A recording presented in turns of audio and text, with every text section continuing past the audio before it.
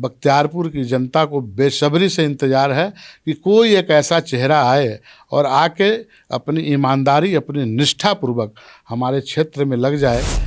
बख्तियारपुर की मतदाताएं परिवर्तन के लिए तैयार बैठी हुई हैं। बहुत धन्यवाद करना चाहता हूं कि मुझे उस लायक समझते हैं और मेरे ऊपर उनका इतना भरोसा होता है।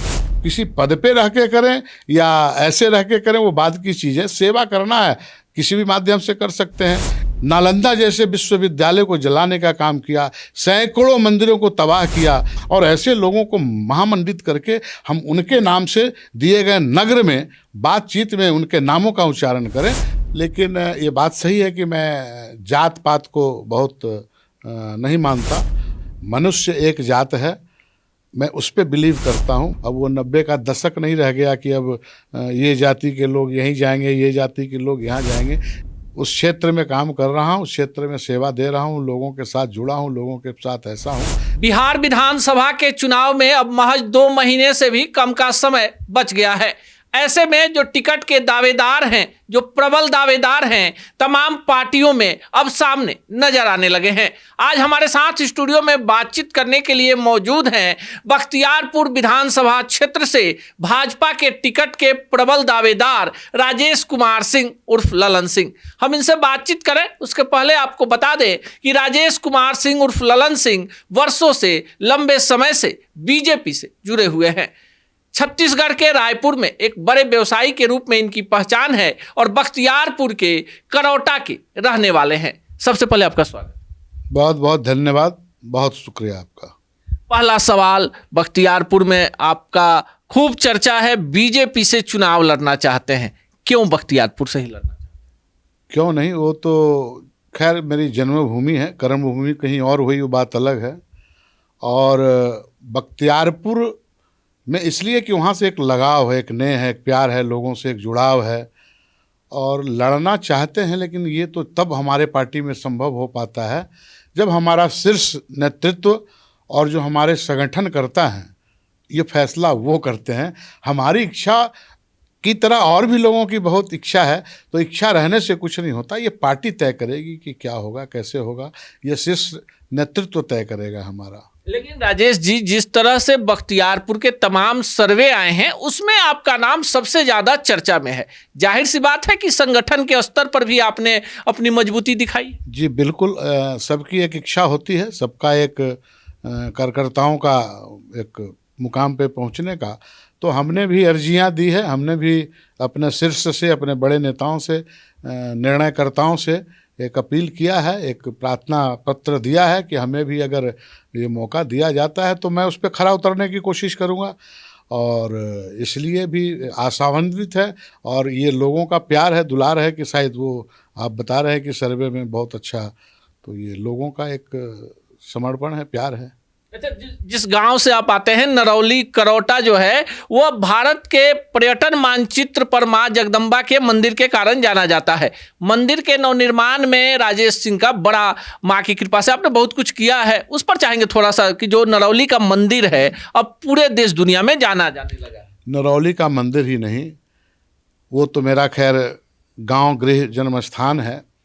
और भी जहाँ भी मंदिरों की बात आती है तो ऐसे सैकड़ों उदाहरण हैं। जो देखिए, दान और धर्म को कभी उसकी व्याख्या नहीं होनी चाहिए, ना उसका बहुत बड़ा कोई वो होना चाहिए। वो तो एक मन की संतुष्टि है, एक जो जीवन यात्रा है आदमी का, उसका एक कर्म है, एक फल है जो होना चाहिए उसमें। और जो समझ में आता है तो ऐसे सैकड़ों काम है जिसको हमने किया है और बहुत उससे अलग टाइप की अनुभूति और संतुष्टि मिलती है। इसलिए उन कार्यों को मैं इन कार्यों से नहीं जोड़ता। वो एक मेरा सेवा अलग है और राजनीतिक चीज़ें एक अलग विषय होती है। चलिए, राजनीतिक विषयों पर ही चर्चा कर लेते हैं। आप जिस विधानसभा क्षेत्र बख्तियारपुर से लड़ना चाहते हैं वहां पर भी आप खूब सक्रिय हैं, लोगों की मदद करते हैं। रोजगार के क्षेत्र में आपने बहुत अच्छा काम किया है, क्षेत्र के बेरोजगार युवाओं को स्वरोजगार के क्षेत्र में आगे बढ़ाया है। पहले सोच लिया था कि चुनाव लड़ना है इसीलिए कर रहे हैं? नहीं, मैंने कभी सोचा भी नहीं था कि मैं चुनाव की ओर जाऊँगा, कभी नहीं सोचा था। लेकिन जब पिछले कोरोना काल में जब मैंने लोगों का देखा वो तो मेरे से रहा नहीं गया और मैं संकल्प किया कि नहीं, वो कोरोना जो हो जैसा हो, तो मैंने जो अपना सेवा भाव वहाँ पे चालू किया लोगों के मदद के लिए, जब घर से निकल के उस कोरोना काल के पीरियड में जब घूम घूम के लोगों की मदद करने लगा, तो उस समय लोगों ने मेरे मन में एक बीज डाला कि नहीं, आप जैसे लोगों को ही इस सार्वजनिक जीवन में आके और सेवा का एक माध्यम बनाना चाहिए। तो बहुत प्रेशर के बाद पिछले बार भी मैंने अप्लाई किया, पिछले बार भी मैंने निवेदन किया, अपनी इच्छाओं को रखा था अपने शीर्ष नेताओं के सामने, लेकिन संजोग से वहाँ से हमारे विधायक थे, प्रेजेंट विधायक जीते हुए थे, तो उचित नहीं समझे होंगे, लगा होगा कि भाई चलो हमारा विधायक है जीता हुआ, उसी को हम आजमाएं, तो हमारा नहीं आ पाया उसमें। खैर हम भी संतुष्ट होकर अपना काम में आगे बढ़ते गए। तो मेरी ऐसी कोई इच्छा पहले से नहीं थी, नहीं तो मैं तो 25 सालों से उस क्षेत्र में काम कर रहा हूँ, उस क्षेत्र में सेवा दे रहा हूँ, लोगों के साथ जुड़ा हूँ, लोगों के साथ ऐसा हूँ, लेकिन आज तक कुछ ऐसा नहीं हुआ। लेकिन ये लोगों के द्वारा ही एक प्रेरणा मिली, प्रेरित किया गया, तो लगा हमको भी कि चलो ठीक है, सब कुछ कर लिए, अब इसके माध्यम से सेवा को आगे बढ़ाया जाए। चलिए, सेवा को आगे बढ़ाया जाए, लेकिन अब सीधे बिहार की सियासत पर आते हैं। बिहार में जातीय जनगणना हुई है, ऐसे में जिस जाति का प्रतिनिधित्व आप करते हैं, हालांकि आप जात पात को नहीं मानते, आप राजपूत जाति से आते हैं, बिहार में इसकी तादाद 3.5% है। बख्तियारपुर में आप दूसरे नंबर पर हैं। आपको लगता है कि सियासी समीकरण बन पाएगा? 2020 में सीट लूज कर गई बीजेपी। वो 3.5 जो आप बता रहे हैं ना, वो 30.5 को प्रभावित करता है। उसके संगठनात्मक, लोगों के रक्षात्मक, लोगों के सहयोग में उसके द्वारा जो किया गया कार्य होता है, तो वो 3.5% जो है वो 35% हो जाता है।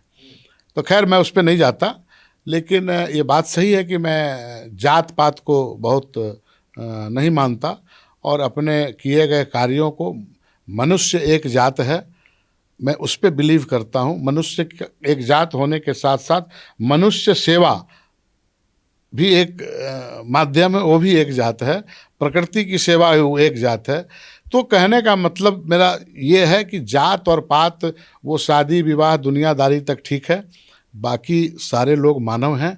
और मैं समझता हूँ कि अब बिहार में भी ये बहुत चेतना आई है कि अब इससे ऊपर उठा जाए। अब ये वो चीज़ें नहीं रह गई है, अब वो 90 का दशक नहीं रह गया कि अब ये जाति के लोग यहीं जाएंगे, ये जाति के लोग यहाँ जाएंगे।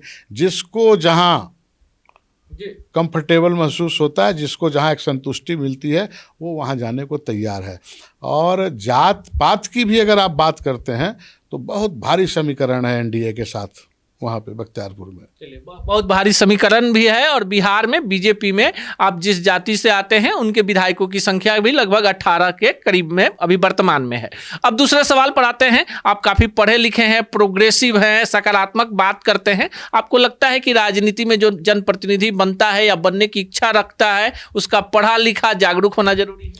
बिल्कुल जरूरी है। देखिए, शिक्षा एक जो किताबी शिक्षा होता है एक अलग है, और जो प्रैक्टिकल चीज़ें होती है, जो जीवन का एक अनुभव होता है, जीवन में जो किए गए कुछ कार्यों के जो उसके साथ अनुभव है उसका, वो एक अलग चीज़ें होती है।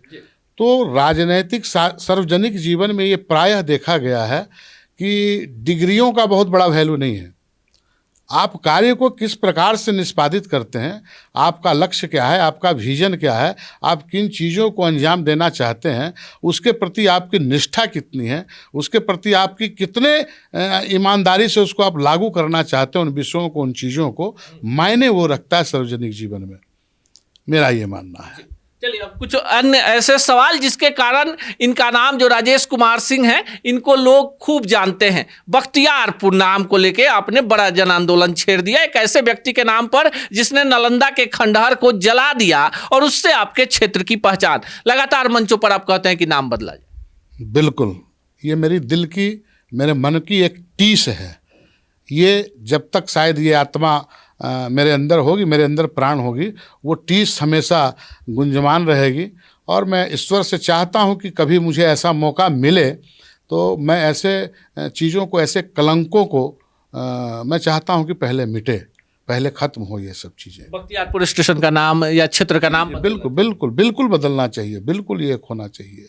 जो राष्ट्रहित का कोई काम नहीं किया, नालंदा जैसे विश्वविद्यालय को जलाने का काम किया, सैकड़ों मंदिरों को तबाह किया, सैकड़ों लोगों को मौत के घाट उतार दिया, सैकड़ों बहन बेटियां हमारी रोड पे आ गई, उनका अस्मत लूटा गया। और ऐसे लोगों को महामंडित करके हम उनके नाम से दिए गए नगर में बातचीत में उनके नामों का उच्चारण करें तो कहीं ना कहीं तो ये चीज़ें खलती है और ये चीज़ों का दर्द होता है लोगों को। चलिए, बख्तियारपुर का नाम बदलना चाहते हैं, आक्रमणकारी के नाम पर है, चाहते हैं कि नाम बदल जाए। अब सीधे 25 वर्षों से क्षेत्र में सक्रिय हैं, क्या लगता है आपको कि क्या होना था, क्या नहीं हुआ कि आपको वहां का जनप्रतिनिधि बनना चाहिए? देखिए, काम पटना से लगा हुआ क्षेत्र बख्तियारपुर क्षेत्र है। माननीय मुख्यमंत्री जी का गृह ग्राम है बख्तियारपुर, तो माननीय मुख्यमंत्री जी का गृह ग्राम और पटना से लगा हुआ क्षेत्र नालंदा और वो जो पूरा एरिया है, जब आप देखेंगे तो मगध का एक प्रवेश है वो। और मगध कभी इतना समृद्ध था कि ये अखंड भारत का निर्माण मगध के ही बैठे लोगों ने किया। मगध एक ऐसी धरती थी कि यहाँ से एक से एक इतिहास, और आज भी चाहे वो अशोक चिन्ह की बात ले लें, ये ले लें, बहुत अव्वल इतिहास है हमारा, बहुत गरिमामय इतिहास है मेरा। और उसके सटा हुआ एक बख्तियारपुर जो आज एक अलग परिदृश्य होना चाहिए था वहाँ पे, वो चीज़ें नहीं हो पाई है और उसी की कसक कहीं ना कहीं है मेरे मन में। साफ सुथरी छवि है, प्रोग्रेसिव है, पार्टी की सेवा कर रहे, कार्यकर्ता के से लेकर संगठन में विभिन्न पदों पर काम किया है। जब टिकट की बात आती है, सर्वे होता है, आपका नाम सर्वोपरि होता है। जब हम आपसे सवाल पूछते हैं तो आप कहते हैं संगठन सोचे। नहीं, बिल्कुल। देखिए, भारतीय जनता पार्टी चाल चरित्र, आदर्श और संस्कार के साथ साथ एक बहुत ही अनुशासन की पार्टी रही है और हम लोग एक अनुशासित वर्कर हैं, सिपाही हैं भारतीय जनता पार्टी के। और भारतीय जनता पार्टी में आने से पहले, ज्वाइन करने से पहले हम लोग संघ के भी बहुत सारे गतिविधियों में, बहुत सारे चीज़ों में शामिल रहे हैं, तो वहाँ से भी प्रेरणा है। तो संतोष एक जीवन का ऐसा नहीं है कि वही हम पा जाएंगे, वही लड़ लेंगे तो हमारा सब कुछ हो जाएगा। और भी बहुत सारे माध्यम हैं और भी बहुत सारे चीज़ें हैं। मेरा उद्देश्य तो सेवा है। अब वो किसी पद पे रह के करें या ऐसे रह के करें, वो बाद की चीज़ है। सेवा करना है, किसी भी माध्यम से कर सकते हैं। इसीलिए अनुशासन में रहते हुए मैं अपनी बातों को संगठन के पास रखता हूं, संगठन के शीर्ष नेताओं को, अपने संगठनकर्ताओं को, अपने मार्गदर्शनकर्ताओं को ये बातों को रखता हूं। बाकी डिसीजन तो उन्हीं का है, जैसा निर्देश। लेकिन चलते चलते आखिरी सवाल भी पूछ लेते हैं। जब इतनी तैयारी है पार्टी के तरफ से, कहीं ना कहीं पॉजिटिव आपको एक बड़ा मैसेज भी है, ऐसे में बख्तियारपुर के लोगों को, बख्तियारपुर की जनता को, बख्तियारपुर के मतदाताओं को आप क्या कहें? बख्तियारपुर की मतदाताएं परिवर्तन के लिए तैयार बैठी हुई हैं, ये मुझे मालूम है और बाकी लोगों को भी मालूम है। उनको भी एक ईमानदार और काम करने वाला, विजन वाला, एक संकल्पित व्यक्ति चाहिए। वहाँ की जनता इंतज़ार कर रही है। बख्तियारपुर की जनता को बेसब्री से इंतज़ार है कि कोई एक ऐसा चेहरा आए और आके अपनी ईमानदारी, अपनी निष्ठापूर्वक हमारे क्षेत्र में लग जाए। और मैं जनता का, अपने देवतुल्य मतदाताओं का बहुत धन्यवाद करना चाहता हूं कि मुझे उस लायक समझते हैं और मेरे ऊपर उनका इतना भरोसा होता है। तो मेरा प्रणाम हमेशा उनके साथ, मेरा निवेदन हमेशा उनके साथ बना रहे, मेरा संवाद हमेशा उनके साथ बना रहे। ईश्वर से यही गुजारिश करता हूँ। लोकतंत्र में लोक यानी जनता ही मालिक होती है। अब बख्तियारपुर में इस बार नए चेहरे की तलाश है और ऐसे में बीजेपी को राजेश सिंह के रूप में एक ऐसा चेहरा मिल गया है जो चेहरा इस बार बख्तियारपुर में एक बड़े बदलाव की ओर लेकर जा रहा है। बाकी इनसे हुई बातचीत को लेकर आप क्या सोचते हैं? कमेंट बॉक्स में अपने विचार जरूर बताइएगा।